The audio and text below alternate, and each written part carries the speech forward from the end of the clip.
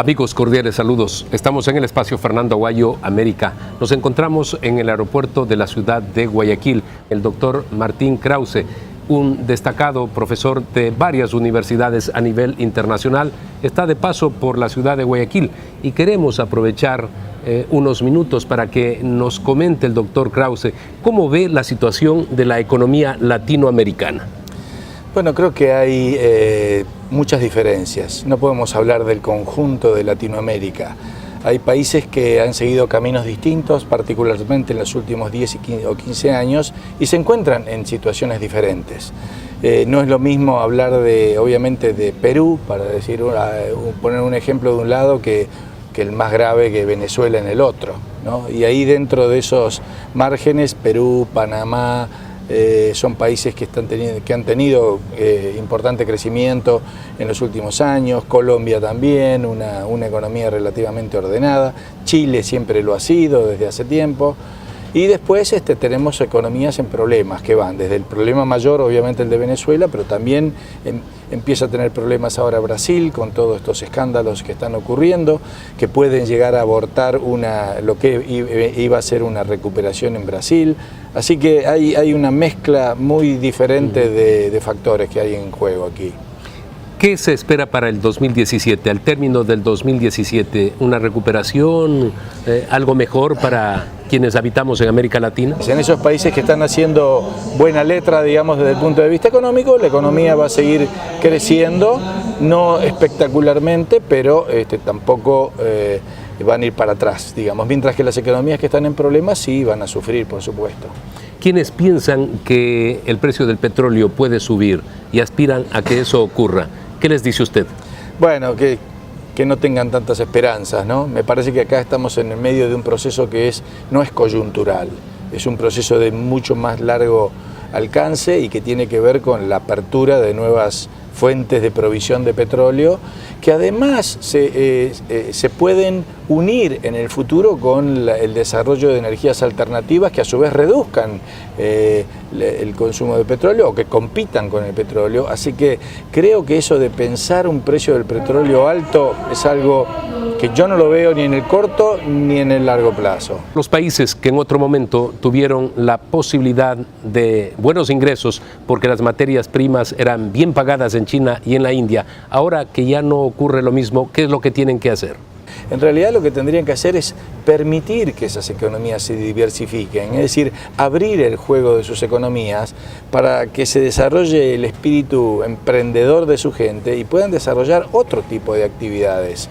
Te cuento, por ejemplo, sobre mi país, hay una muy interesante cantidad de emprendimientos relacionados con startups de tecnología, con desarrollo de software y obviamente que son cosas totalmente diferentes a los rubros principales de exportación, que son agrícolas, pero ahí hay un mundo para explorar que se puede explorar y eso va a ser lo que va a llevar a la diversidad. Han surgido empresas que ahora son empresas multinacionales regionales, tecnológicas. Déjame nombrar a dos, no es que le esté haciendo propaganda, pero Despegar, Mercado Libre, bueno, empezaron como pequeños emprendimientos, ahora son grandes empresas en toda la región. Ese es un poco el camino de la diversificación de las economías, ¿no? Definitivamente los países tienen que abrirse al mundo, como usted ha dicho, con innovación, ver nuevos productos que puedan ser colocados en los grandes mercados del mundo, Asia, Europa, Estados Unidos. Exacto, pero para eso tienen que reducir o eliminar todas las barreras para este tipo de emprendimientos, porque muchos de nuestros países tienen muchas regulaciones, muchos impuestos, mucho costo o trámite para pagar los impuestos, es decir, barreras al inicio de nuevos emprendimientos. Hay un índice que realiza el Banco Mundial que es muy interesante, que se llama Haciendo Negocios, y donde ahí rankea a todos los países según la cantidad de trámites que hay que hacer. Y entonces, como anécdota te digo nada más, ¿no? Uno de los rubros es para habilitar un negocio, un comercio, para habilitar un comercio, un café en una calle, en cualquier ciudad, o una empresa, lo que sea. ¿Cuántos trámites hay que hacer y cuánto tiempo tarda? Bueno, en Nueva Zelanda hay que hacer un trámite que tarda medio día. En Haití hay que hacer 14 trámites que tardan 68 días hábiles. Entonces yo pregunto, ¿cuál es el país rico y cuál es el país pobre? Bueno, ¿por qué Haití tiene el 70% de su economía informal? Bueno, ahí está la respuesta. Entonces no hay que inventar mucho, hay que ver cómo lo hacen aquellos que lo hacen bien. En la globalización todos tienen oportunidades.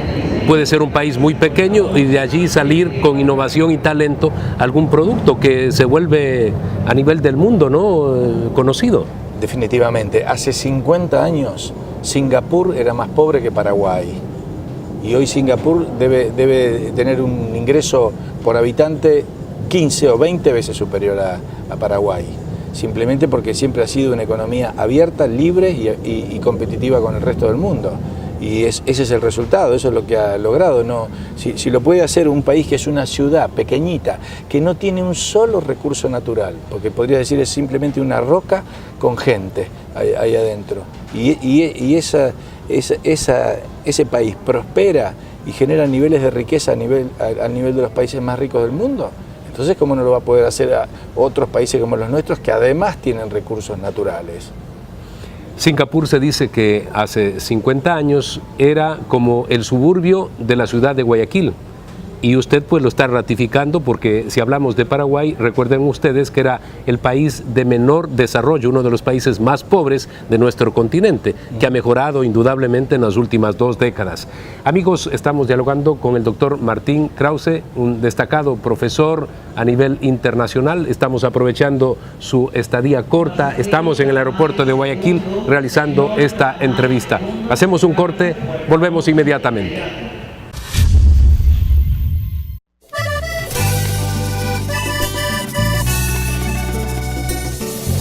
Conocida como la Perla del Pacífico, Guayaquil es el motor del desarrollo del país.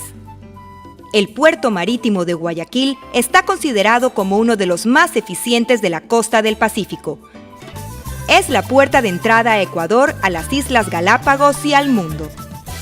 Es la ciudad más visitada del país si sumamos visitantes nacionales y extranjeros. Somos una ciudad cosmopolita que avanza con paso firme hacia el futuro para convertirse en la primera ciudad digital de América del Sur. Aquí estaremos para recibirlos con los brazos abiertos, porque somos un puerto abrigado que recibe con amor a todos los que llegan a nuestra tierra. ¡Bienvenidos a Guayaquil! Guayaquil es mi destino.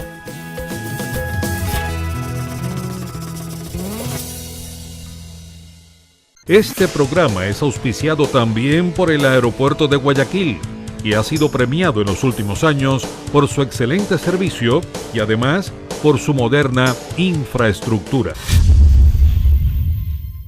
Amigos, gracias por continuar en la sintonía del espacio Fernando Aguayo América. Estamos dialogando con el doctor Martín Krause, destacado profesor. Estamos en el aeropuerto realizando este diálogo. La gente quiere saber qué es lo que sucede en Argentina. El presidente Mauricio Macri dejó afuera al kirchnerismo, que estuvo 2 periodos, la señora Cristina Fernández y su esposo 1 periodo. Vinieron políticas de ajuste. ¿Qué está pasando en Argentina? Porque hay en las calles reacciones, pero ¿mejora la economía? ¿Qué es lo que va a pasar? Sí, mejora lentamente, hubo un ajuste gradual. En algunas cosas hubo un ajuste drástico. En las tarifas de servicios básicos. Sí. Así todo también son graduales. Lo que hubo un ajuste drástico fue, por ejemplo, en eliminar el cepo cambiario y liberar el tipo de cambio, en reducir los impuestos a las exportaciones, que había altos impuestos a las exportaciones. Eso se hizo rápidamente en los primeros días. También fue arreglar el problema de la deuda externa, se hizo en pocos meses, pero después el resto es un ajuste gradual.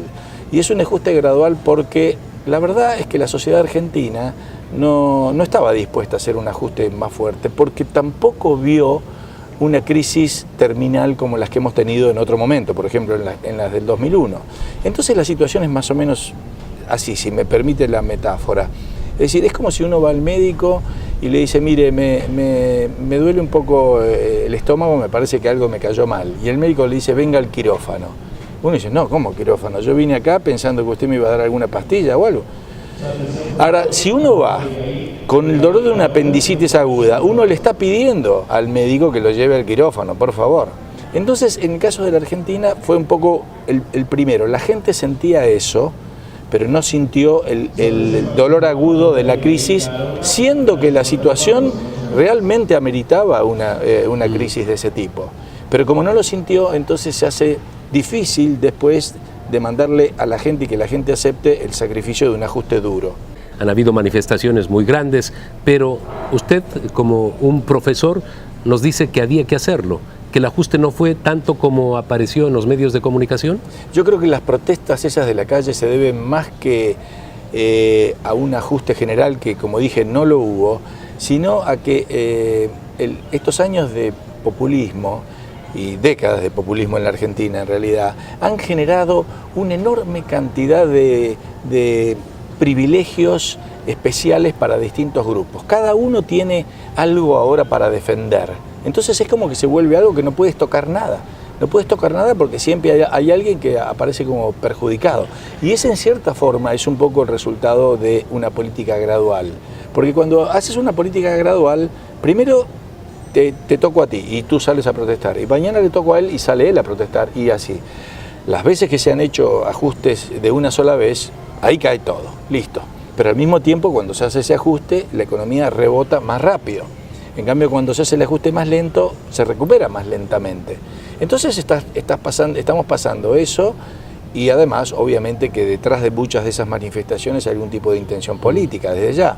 Pero si no, estamos pasando ese periodo de ajuste gradual que genera dolores graduales, digamos, y la economía tarda más en levantar cabeza de lo que hubiera levantado con una medida más drástica. Un país tan importante como Argentina en las exportaciones cerealeras, la agricultura siempre ha sido trascendental en Argentina, por supuesto todo lo que tiene que ver con las carnes, pero usted señaló que bajaron esos impuestos, se redujeron, lo cual nuevamente estimula a los productores y genera trabajo.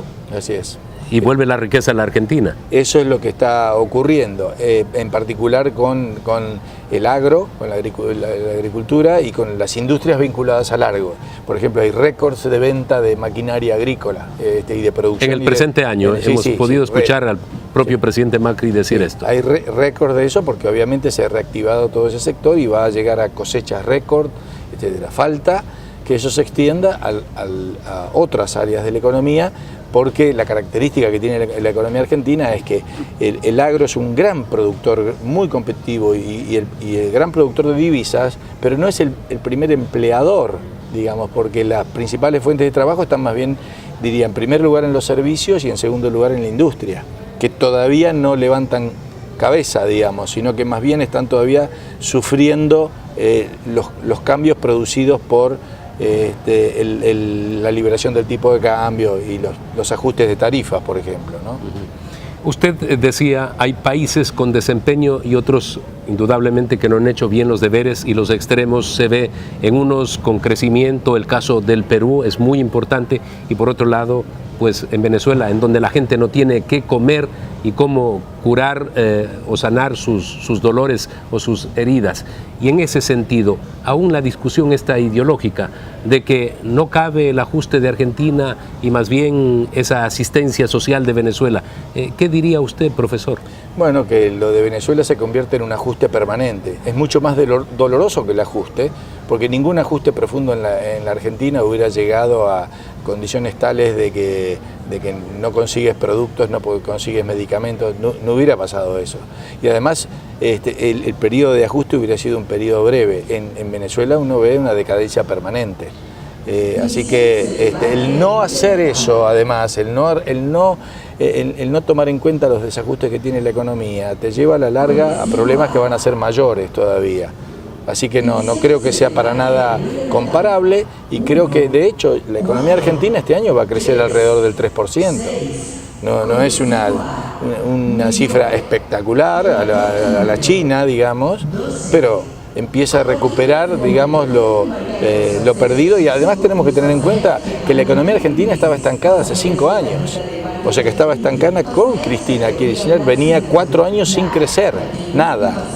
Y entonces lo que ocurrió ahora es que cayó un poquito con esos primeros ajustes y ahora vuelve a recuperar la senda del crecimiento. pero no era que antes estuviéramos creciendo y nos tiraron abajo.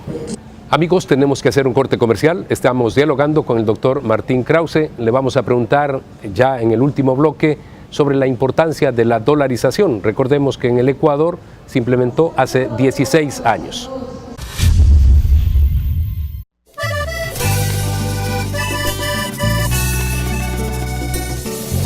Conocida como la perla del Pacífico, Guayaquil es el motor del desarrollo del país.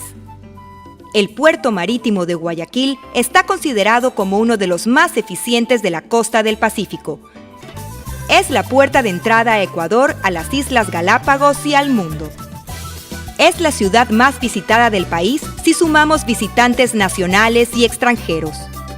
Somos una ciudad cosmopolita que avanza con paso firme hacia el futuro para convertirse en la primera ciudad digital de América del Sur.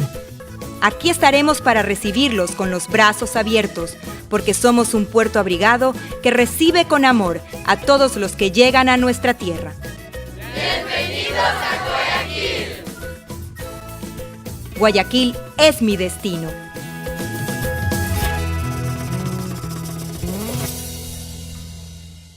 Este programa es auspiciado también por el Aeropuerto de Guayaquil y ha sido premiado en los últimos años por su excelente servicio y además por su moderna infraestructura. Gracias por estar en la sintonía del espacio Fernando Aguayo América. Entramos al último bloque de nuestro programa. Estamos en el aeropuerto dialogando con el doctor Martín Krause. En Venezuela, además de todo lo que hemos hablado que tiene que ver con la economía, se han perdido las libertades y en estos momentos se enfrentan los armados a los ciudadanos civiles. Y hay muertos, en un solo mes más de 40 muertos. ¿Cómo hacer para que esto pare, doctor? Sí. Y mencionemos también que la izquierda, que tanto habla de los derechos humanos, y todos los progresistas de América Latina no dicen nada de esas muertes en la calle de Venezuela, ¿no? Que bien tendrían que pensar un poco la falsedad, digamos, o la hipocresía, digamos, de sus argumentos, porque en este caso no veo que haya reclamos respecto a las violaciones de los derechos humanos que allí ocurren. La verdad es que la solución, si hay una solución, es tremendamente difícil, porque ahí eso se ha convertido en una dictadura que controla todos los resortes del poder y que no está dispuesta a cederlas y que no lo va a hacer hasta que... La mejor salida que espero espero que sea algo así como lo de Europa Oriental, en el cual la resistencia pacífica de la población terminó tumbando a todos esos gobiernos, y no fue algo violento, porque si no veo otra salida, y no creo que el gobierno esté dispuesto a otra salida, ni a elecciones ni a nada. Todo lo demás va a ser maniobras dilatorias, digamos, para buscar una salida de un lado o del otro. O sea que creo que incluso el papel de aquellos que quieren, por ejemplo, tomemos el caso del papel del Vaticano, que quiso mediar ahí, no solamente no logró nada, sino que terminó deteriorando más a la oposición que al gobierno. Y el gobierno sabe eso, y no sirve para nada todo eso, porque no tienen intención de ceder. Doctor, Un placer, muchísimas gracias. Encantado, muchas gracias. Amigos, nos veremos la próxima semana. Ustedes recuerden, tienen una cita en Fernando Aguayo América a través de este prestigioso canal.